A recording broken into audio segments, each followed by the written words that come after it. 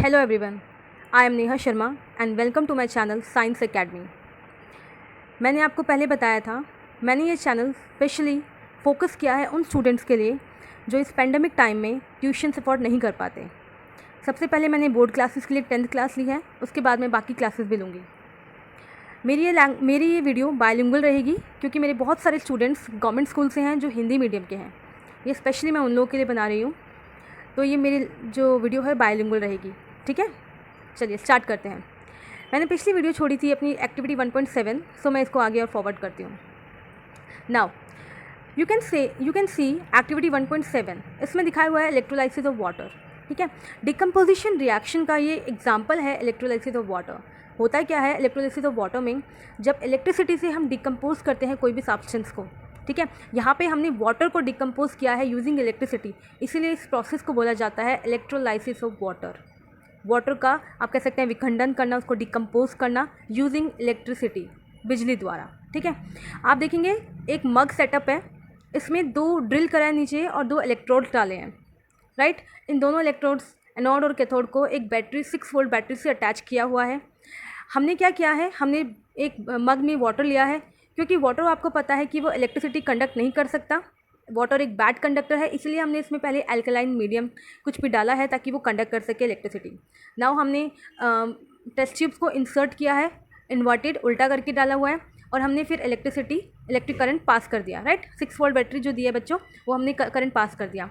हम क्या ऑब्जर्व करते हैं कि हमारे टेस्ट ट्यूब्स जो इन्वर्टेड है, जो उल्टी हैं, उनमें कुछ बबल्स फॉर्म हो रहे हैं। राइट, बबल्स आप लोगों को दिख रहे होंगे। अगर आपको इसमें क्लियर नहीं दिख रहा तो आप साथ के साथ अपनी NCERT बुक खोल के देख सकते हैं। आप मुझे सुनिए और अपनी NCERT से मैच करिए। राइट, इसमें बबल्स हैं, ये मैं आपको दिखाती हूँ, यहाँ पे देखो ध्यान से। ठीक है, तो बबल्स फॉर्म हो रहे हैं, एक में गैसेस बहुत ज़्यादा फॉर्म हो गई है, एक में कम फॉर्म हुई हैं। राइट, हम देखेंगे कि दोनों टेस्ट ट्यूब्स को हम जब इसमें बबल्स फॉर्म हो जाएंगी तो इनको हम एक बर्निंग कैंडल के सामने लेकर आएंगे, जलती हुई मोमबत्ती के सामने। तो जिसमें हमारे ऑक्सीजन होगी उसमें क्या ऑब्जर्व करेंगे कि जो हमारी बर्निंग कैंडल थी वो ब्राइट हो गई है और अच्छी सी चमकीली येलोइश फ्लेम दे रही है। राइट, और जिसमें दूसरी गैस जिसमें हाइड्रोजन होगी उसमें हम देखेंगे एक पॉप साउंड जनरेट होगी। जैसे ही हम इसे निकाल के बर्निंग फ्लेम के मोमबत्ती के आगे रखेंगे, एक पॉप साउंड जनरेट होगी, प्लस हमारी जो कैंडल का फ्लेम है वो ब्लूइश हो जाएगा। Right, burning candle can be वो बुझ भी सकती है, और एक साथ के साथ एक बर्निंग फ्लेम कौन सा कलर देगी, वो ब्लू कलर का देगी, ब्लूइश कलर, जो हम अपनी यूज़ करते हैं अपने घर में, जो गैस यूज़ करते हैं, LPG यूज़ करते हैं। तो LPG में जब हम यूज़ करते हैं, जब हमारी गैस न्यू सिलेंडर होता है, तो देखते हैं ना कितनी अच्छी ब्लू कलर की फ्लेम आती है, कुछ उस तरह की फ्लेम आएगी हाइड्रोजन में। और ये जो जब भी अगर कभी आपको मौका मिले लैब में, तो आप देखेंगे जिसमें हाइड्रोजन होगा उसमें बबल्स, उसमें जो वाटर लेवल है वो ज़्यादा नीचे जा गया होगा, नीचे चला गया होगा, और गैसेज जो है वो ज़्यादा फॉर्म होंगी। राइट, इससे आप पता लगा सकते हैं। हमारे इसमें आप देख सकते हैं जिसमें वाटर लेवल अच्छा है वो है हमारा oxygen. This is oxygen and this is hydrogen. Right, now come to next. नीचे भी एक एक्टिविटी दी हुई है, आप देख सकते हैं, इस एक्टिविटी को पढ़ लीजिएगा। इसमें एक सिल्वर क्लोराइड है, मैं डायरेक्टली आपको ब्रीफ में बता रही हूँ। ये वीडियो बेसिकली फोकस करता है कि आप NCERT से आपका कुछ छूटे ना, आप टू द पॉइंट सब कुछ कवर करें। तो आपको मैं पूरा इसका एक्सप्लेनेशन दे रही हूँ डायरेक्टली। हमने सिल्वर क्लोराइड रखा है सनलाइट में। सिल्वर क्लोराइड का कलर वाइट है, बट जब वो सनलाइट के साथ रिएक्ट करता है then it turns grey. This is again an example of decomposition reaction. जी हाँ, ये डिकम्पोजिशन रिएक्शन का एक एग्जाम्पल है। यहाँ पे हमारा 2AgCl in the presence of sunlight, यानी कि सूर्य की रोशनी में उसका विखंडन होता है, वो डिकम्पोज होती है और फॉर्म करती हैं सिल्वर एंड क्लोराइड। ठीक है, कम टू पेज नेक्स्ट।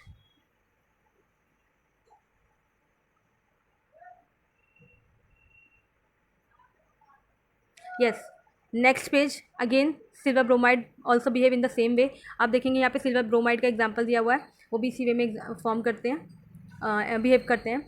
तो जो रिएक्शंस हैं they are use in black and white photography. ये आपको पता होना चाहिए कि जब फोटोग्राफी, आजकल तो सबके पास DSLR वगैरह हैं और अपने मोबाइल्स हैं, बट बेटा जो पहले हमारे पास जो कैमराज होते थे, जो डिजिटल नहीं थे, जो एनालॉग थे, उसमें जो रील डलती थी उसको कहते हैं ना धुलवाने के लिए दिया हुआ है, तो उसमें सिल्वर ब्रोमाइड और सिल्वर क्लोराइड ये सब यूज़ होते थे।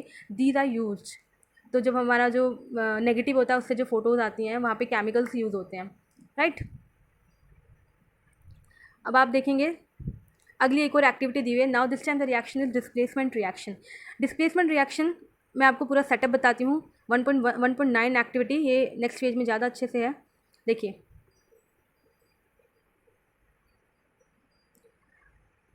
आप अपनी बुक का पेज भी निकाल सकते हैं अगर आपको यहाँ पे थोड़ी दिक्कत हो रही हो। लेते हम क्या करते हैं, हम 2 टेस्ट ट्यूब्स लेंगे, दोनों टेस्ट ट्यूब्स में कॉपर सल्फेट डालेंगे। एक हमारी टेस्ट ट्यूब ए है, एक बी है। अब हम 3 नेल लेंगे, 3 कीलें लेंगे, ठीक है। कील सबको पता ही होंगे, इंग्लिश में नेल कहते हैं। 2 कीलों को, 2 नेल्स को हम एक टेस्ट ट्यूब में डालेंगे जिसमें कॉपर सल्फेट है, और एक को हम कुछ भी नहीं करेंगे, एज इट इज़ छोड़ देंगे, और एक टेस्ट ट्यूब में भी हम कुछ नहीं करेंगे।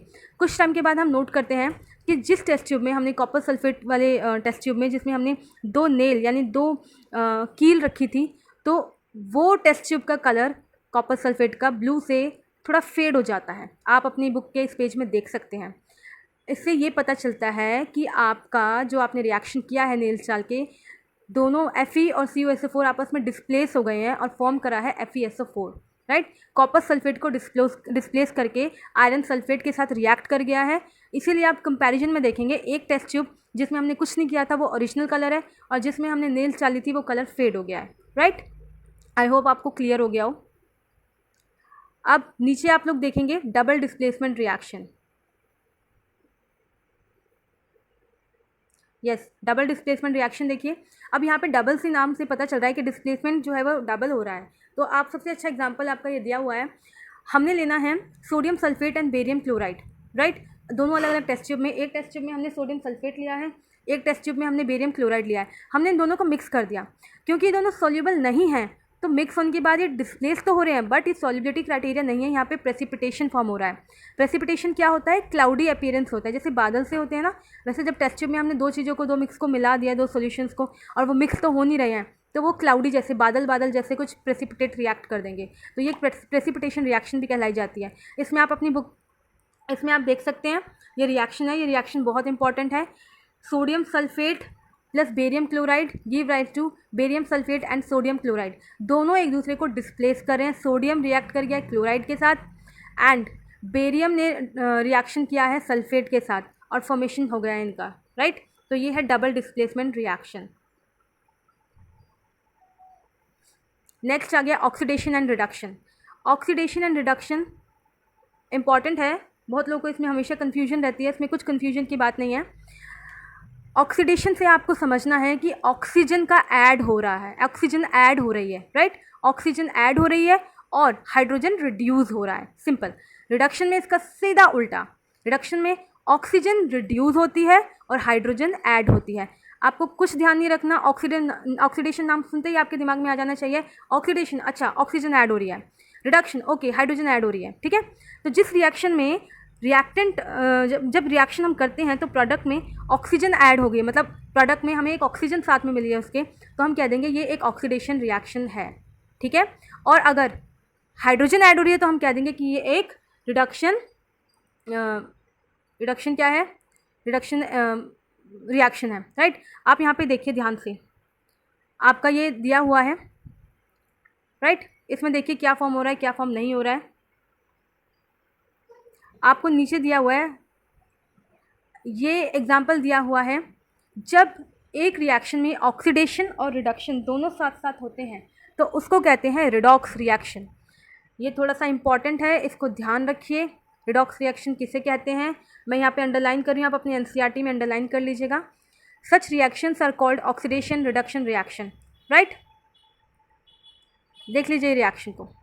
कम टू पेज नेक्स्ट। इसमें एक्टिविटी दी हुई है, ये एक्टिविटी 1.11। इसमें कुछ नहीं है, इसमें कॉपर को पाउडर को लिया हुआ है, हीट किया हुआ है, कॉपर पाउडर का कलर चेंज हो जाता है। The surface of the copper powder becomes black copper oxide. जो ब्राउन पाउडर था वो ब्लैक में कन्वर्ट हो गया है, क्यों हो गया है, ऑक्सीजन के साथ रिएक्शन करने पे वो क्या बन गया है, वो ऑक्साइड बन गया है, राइट, कॉपर ऑक्साइड बन गया है।